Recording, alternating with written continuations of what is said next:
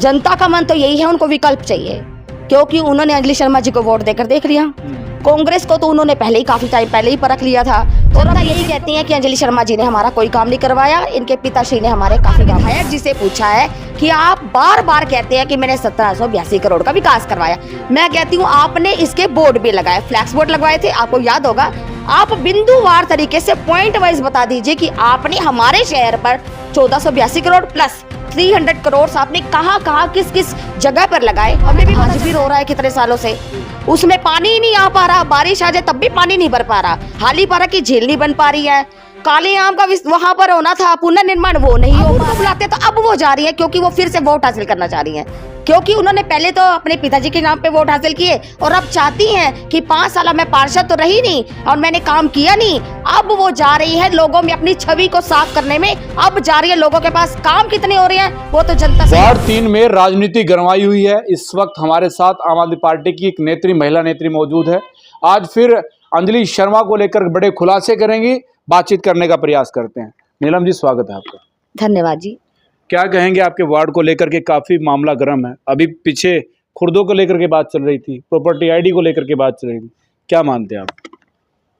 भ्रष्टाचार तो है ही, यहाँ के पार्षद ने पूरा भ्रष्टाचार किया है हमारे हिसाब से, और आप देख ही रहे होंगे कि हमारे वार्ड में 5 साल के अंदर कोई काम नहीं हुआ है।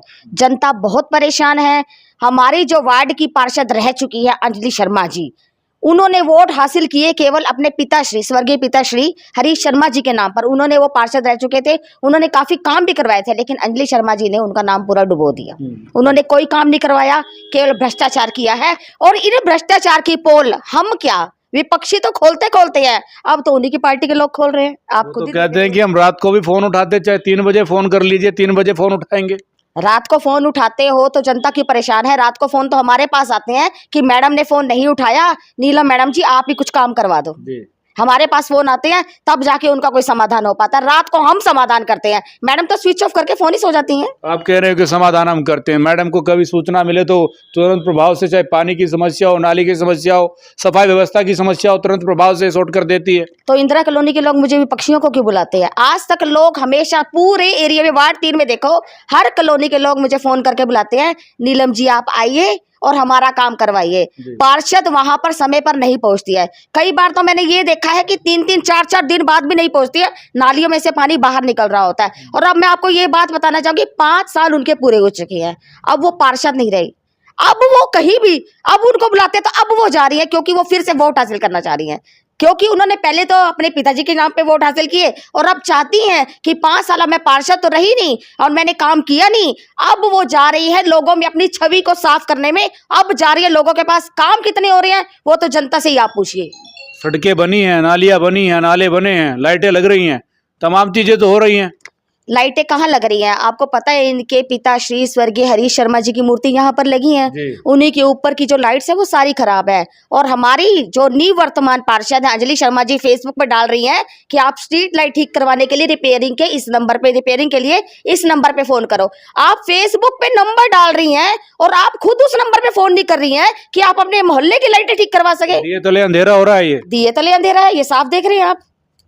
क्या कहेंगे पार्षद जी को लेकर के? पार्षद जी को देखकर हम यही कहना, पार्षद तो नहीं है, पहले आपको करेक्ट करना चाहूंगे, पार्षद नहीं है वो अभी। तो नाम तो बोलेगा ही ना पार्षद महोदय, निवर्तमान पार्षद। नहीं वो तो पूर्व हो गए, चलो हो गए पूर्व पार्षद। तो उनसे हम यही कहना चाहेंगे कि अब फील्ड में उतर रही हैं आप, अगर पहले फील्ड में उतरे तो आपकी छवि पहले से ही साफ हो गई होती। जनता क्या कहती है? जनता से मिलते हो, क्या कहती है जनता? जनता यही कहती है कि अंजलि शर्मा जी ने हमारा कोई काम नहीं करवाया, इनके पिताश्री ने हमारे काफी काम करवाए थे। वो तो कह रहे हैं कि मैं कमेंट पढ़ रहा था, कह रहे थे कि अंजलि शर्मा जी वार्ड 3 आपके साथ है, वार्ड 3 आपके साथ है। आप इंटरव्यू पे इंटरव्यू ले रहे हो, आप उन्हीं के जो मंडल उपाध्यक्ष है उनका इंटरव्यू ले रहे हो। उन्होंने खुद ही कहा है कि कमेंट भी वो खुद अपने बंदों से करवा रही है। उन्होंने, उनकी जबान है ये, मैं नहीं कह रही हूँ।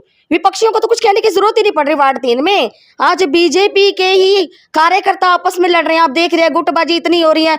और ये साफ तौर पे ना जो राजनीति खेली जा रही है ना, जनता को भरमा रही है, जनता को भ्रमित कर रही है, जनता को इसलिए भरमा रही है ताकि लोगों के दिमाग में यही रहे कि यहाँ से उम्मीदवार बीजेपी के, केवल बीजेपी के ही हो सकते हैं वार्ड 3 से। इसीलिए अब आवाज उठाते रहते कि भ्रष्टाचार हो रहा है निगम में, सफाई व्यवस्था में भ्रष्टाचार है, काम हो रहे हैं उनमें भ्रष्टाचार है।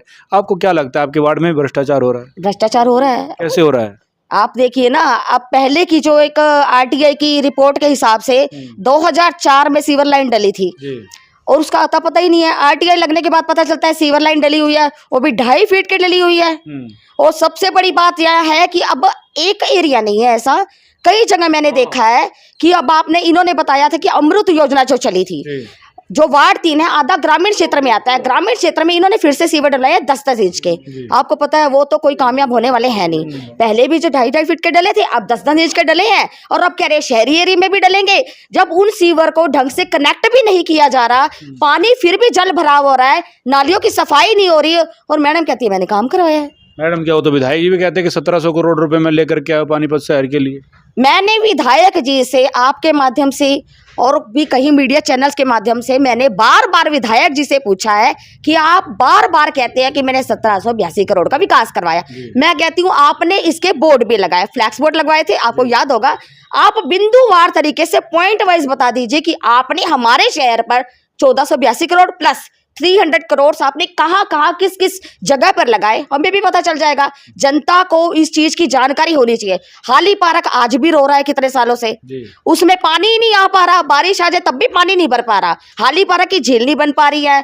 काले आम का वहां पर होना था पुनर्निर्माण, वो नहीं हो पा रहा है। यहाँ पर कितने पार्क है हमारे जो सारे ऐसी जर्जर स्थिति में उनकी कंडीशन हो चुकी है, लाइटें सारी खराब पड़ी हैं, यहाँ की सड़कें जर्जर हालात में है, पानी यहाँ पर आता नहीं है, गंदा पानी आता है। मानसून के सीजन में जगह जगह पानी का जल भराव होता है, नालियां साफ नहीं होती है, सफाई व्यवस्था अच्छी है नहीं। और आप बताओ और क्या करेंगे ये? काले आम को तो रिफाइनरी ने डेवलप करना है। काले आम को रिफाइनरी ने डेवलप करना है तो किसी भी इनको जो है, ये जो है अधिकारी, इनके ऊपर कंट्रोल तो इन्हीं का है ना, या फिर रिफाइनरी पर इनको करवाना चाहिए ना, थोड़ा दबाव देना चाहिए कि आप इसको जल्दी करवाइए। विधायक जी सड़कों पे उतरे थे ना नालों को साफ करवाने के लिए। अच्छा, इनको 5 साल का जब 3 महीने का कार्यकाल बचा है, केवल 2 महीने का, 3 महीने का भी नहीं, 2 महीने का कार्यकाल बचा है, तो इनको याद आ रहा है कि एल&टी के अधिकारियों पर मुझे अब शिकंजा कसना पड़ेगा। जब एल&टी के अधिकारियों के चलते ही वो इतना बड़ा पाइप गिर गया संजय चौक पर, तो उनको याद नहीं आया था। आप मुझे ये बताइए कि इतने 3.5 साल वो कहाँ थे? 3.5 साल में वो कुछ नहीं कर पाए। एल&टी के अधिकारियों पर ये टोल ले रहे हैं, कुछ काम नहीं कर रहे हैं। आज भी एल&टी ने रिपोर्ट, थोड़े दिन पहले की बात मैं आपको बताऊं, एल&टी ने रिपोर्ट दाखिल करी थी डीसी महोदय के पास और विधायक जी के सामने कि हमने सारे नाले साफ करवा दिए। तो डीसी महोदय ने कहा कि हमें आप प्रॉपर तरीके से दिखाओ, खुदवा कर कहाँ नाले साफ है, आपने बंद सड़क पर कैसे नाले साफ करवाए, और आज शिकंजा कसेंगे ये विधायक जी। तो क्या राजनीतिक स्टंट है ये? राजनीतिक स्टंट है, पूरा राजनीतिक स्टंट। वार्ड 3 में भी चल रहा है, पूरे शहर में चल रहा है। वार्ड 3 पर खासा आपका फोकस है, क्या वार्ड 3 से चुनाव लड़ेंगे आप? नहीं, ऐसा कुछ नहीं है। मैं आम आदमी पार्टी से हूँ, तो आम आदमी पार्टी की हाई कमान जो मुझे आदेश देगी मैं वो मैं करूंगी। आदेश देगी, अगर 3 से लड़ना तो लड़ोगे? हाँ जी, लड़ेंगे, जरूर लड़ेंगे। तो जनता का क्या मानना भी? जनता का मन तो यही है, उनको विकल्प चाहिए, क्योंकि उन्होंने अंजलि शर्मा जी को वोट देकर देख लिया।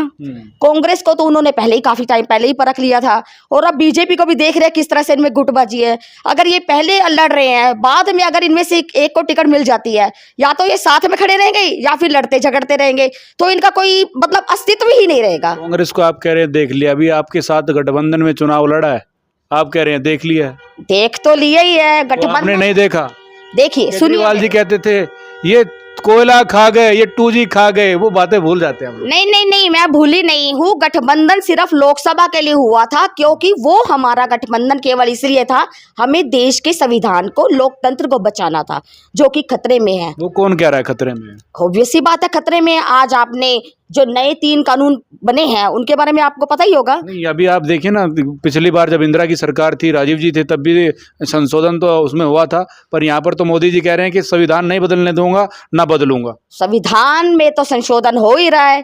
जितने भी सांसद होते विपक्षी के, उनको निलंबित करके इन्होंने जो 3 नए कानून बनाए हैं, आपको पता होगा उसमें एक सेक्शन ऐसा भी है कि अगर मैं आज विरोध में बोल रही हूँ तो ये मुझ पर मुकदमा भी चला सकते हैं, मुझे अरेस्ट कर सकते हैं बिना किसी वजह के, और मुझे आतंकवादी घोषित कर सकते हैं। आतंकवादी तो कल राहुल गांधी ने कह दिया ना कि हिंदू आतंकी है, हिंदू हिंसक है। अरे वो बात अलग है, मैं किस कानून की बात कर रही हूँ? कानून की बात कर रहे हैं तो लोग कैसे भावनाओं से तो कहीं ना कहीं छेड़छाड़ हो ही रही है हिंदुओं की। भावनाओं से छेड़छाड़ हो रही है। तो देखिए राहुल गांधी का मैं आपको ये बताऊंगी, ये तो एक बचकाना बयान था। संसद जो है, जो सांसद हमारे जाते हैं उनका वहां पर जाने का मोटिव क्या है कि जनता के मुद्दों को उठाए, एक हिंदू धर्म के ऊपर डिबेट करना वो गलत है। इस बारे में मैं भी राहुल गांधी का विरोध करती हूँ। बिल्कुल, देखिए आम आदमी पार्टी से नीलम प्रणामी जी हमारे साथ मौजूद थी। तमाम विषय पर हमने बातचीत करने की कोशिश की और बेबाकी से अपनी बातों को रखते हुए नजर आ रही थी। फिलहाल आप देख रहे हैं बोल इंडिया 24 न्यूज़ और वीडियो को ज़्यादा शेयर करते हैं।